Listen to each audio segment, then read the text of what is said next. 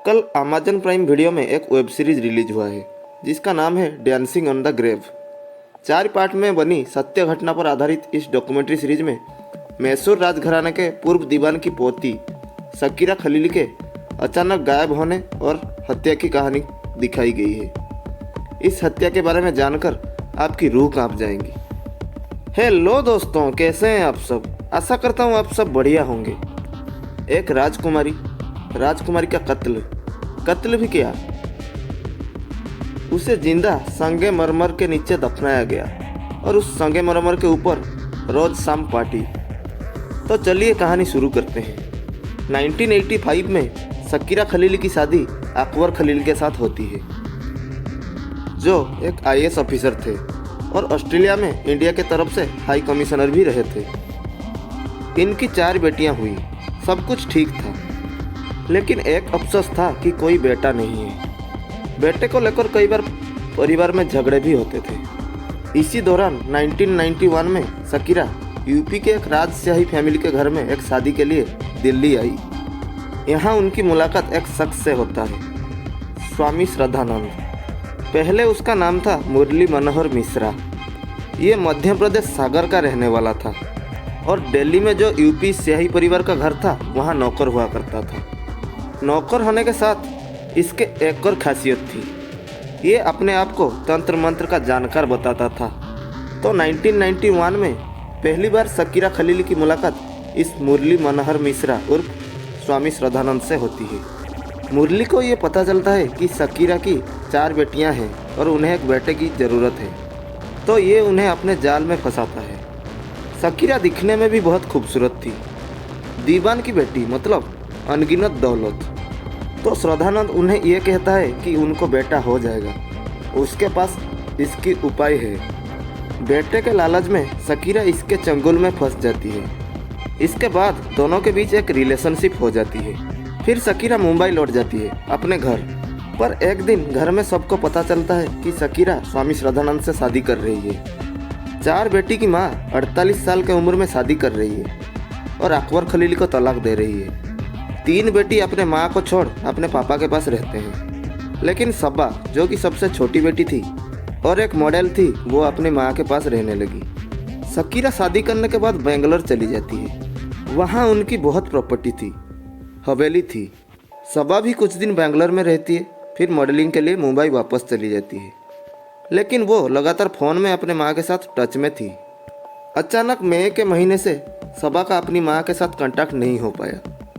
कभी कभी श्रद्धानंद फ़ोन उठाता और बात को इधर उधर घुमाता कि यहाँ गई है, वहाँ गई है। ऐसे 1 साल गुजर जाता है। जब आखिरी बार सब्बा ने फोर्स किया कि 1 साल हो गए, मेरी माँ नहीं मिल रही है, मैं पुलिस के पास जाऊंगी, तब श्रद्धानंद कहता है कि तुम्हारी माँ प्रेग्नेंट है और US के रूजवेल्ट अस्पताल में डिलीवरी के लिए गई है। सब्बा होशियार थी, उसने फ़ौरन ढूंढा और नंबर लेके उस हॉस्पिटल में कॉल किया। फिर उसे पता चला कि वहाँ शकीरा नहीं है, तो फिर उसने वापस श्रद्धानंद को कॉल किया। फिर श्रद्धानंद कुछ और झूठ बोला तो सब्बा को शौक हो गया। गुमशुदगी के 13 महीने बाद जून 1992 में सब्बा बेंगलोर के अशोक नगर पुलिस स्टेशन में गुमशुदगी की रिपोर्ट लिखा देती है और अपना डाउट स्वामी श्रद्धानंद के ऊपर जताती है। इसके बाद पुलिस पूछताछ करती है, पर क्राइम ब्रांच को कोई क्लू नहीं मिलता। स्वामी श्रद्धानंद क्योंकि तंत्र मंत्र करता था, उसकी भी बेंगलोर में धाक हो चुकी थी। अब क्राइम ब्रांच लगभग उम्मीद छोड़ चुकी थी। 1994 का अप्रैल का महीना आ जाता है। क्राइम ब्रांच केस क्लोज करने जा रहे थे। 29 अप्रैल 1994 क्राइम ब्रांच के एक कांस्टेबल का दोस्त, जो क्राइम ब्रांच में नहीं था, कर्नाटक पुलिस में था, वो एक शराब के ठेके के बाहर ड्यूटी कर रहा था और वहाँ पे कुछ लोग खड़े होकर दारू पी रहे थे। तो उनमें से एक बंदा अचानक बोला कि ये पुलिस कुछ नहीं होती। अब देखो, 3 साल हो गए, हमारे साहब ने एक कत्ल किया। पुलिस ने साहब को पकड़ना तो छोड़ो, लाश भी नहीं ढूंढ पाए। जब कांस्टेबल के कान में ये बात गई तो वो उसके पास गया और कांस्टेबल उस वक्त वर्दी में भी नहीं था। तो कांस्टेबल जाके उस आदमी से पूछने लगा, तो वो फिर बोला कि क्या तुम शकीरा खलील को जानते हो? अब ये नाम हर पुलिस वाले को पता था, लेकिन उसने कहा कि नहीं जानता। फिर वो बोला, क्या जानता है रे तू, इतनी बड़ी दीवान की बेटी थी, हमारे साहब ने मारकर उसे घर में ही दफना दिया। वो भी ताबूत में, और वो ताबूत मैं ही खरीद के लाया था। तो उसी वक्त उसको उठाया जाता है और थाने ले जाया जाता है। जब उसका नशा उतरता है तो पता चलता है कि वो स्वामी श्रद्धानंद का नौकर था। अब उसने 1 साल पहले काम छोड़ दिया था।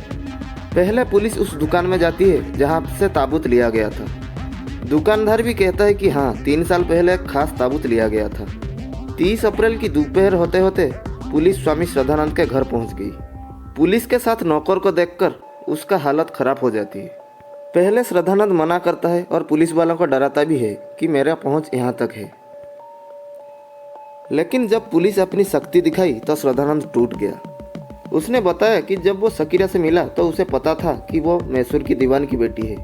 दिल्ली, मुंबई, बैंगलोर सब जगह बहुत प्रॉपर्टी है, अरबों रुपए की मालकिन। इसीलिए इसने उनसे शादी का प्लान बनाया।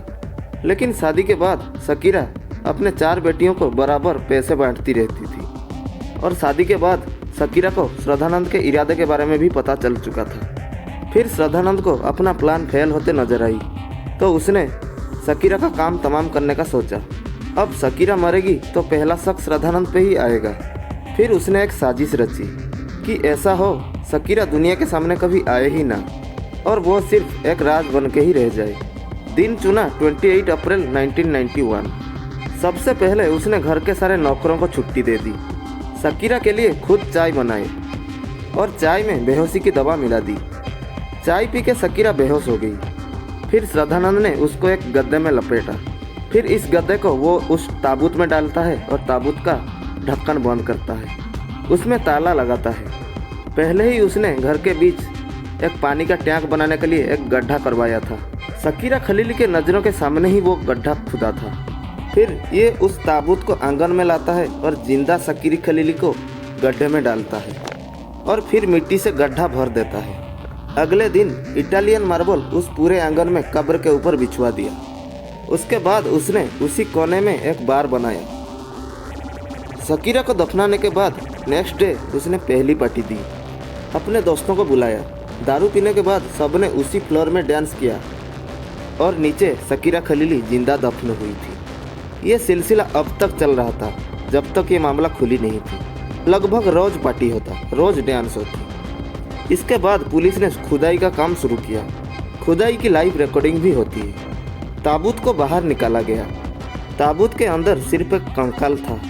कंकाल में जो सोने और हीरे के अंगूठियां और चूड़ियां थी, उससे सबा ने पहचाना कि हाँ, ये माँ है। फिर डीएनए से भी ये साबित हो गया। ताबूत को जब चेक किया गया तो ताबूत के ऊपर दाएं और बाएं नाखून के सैकड़ों निशाने थे। फोरेंसिक एक्सपर्ट्स ने बताया कि जब शकीरा खलीली को होश आई होगी तब उनका दम घुट रहा था और छटपटाहट में ऐसा हुआ है। 1994 को ये गिरफ्तार हुआ। करीब 150 लोगों की गवाही हुई। फिर 21 मई 2005 को बैंगलोर के सेशन कोर्ट ने स्वामी श्रद्धानंद को फांसी की सज़ा सुनाई।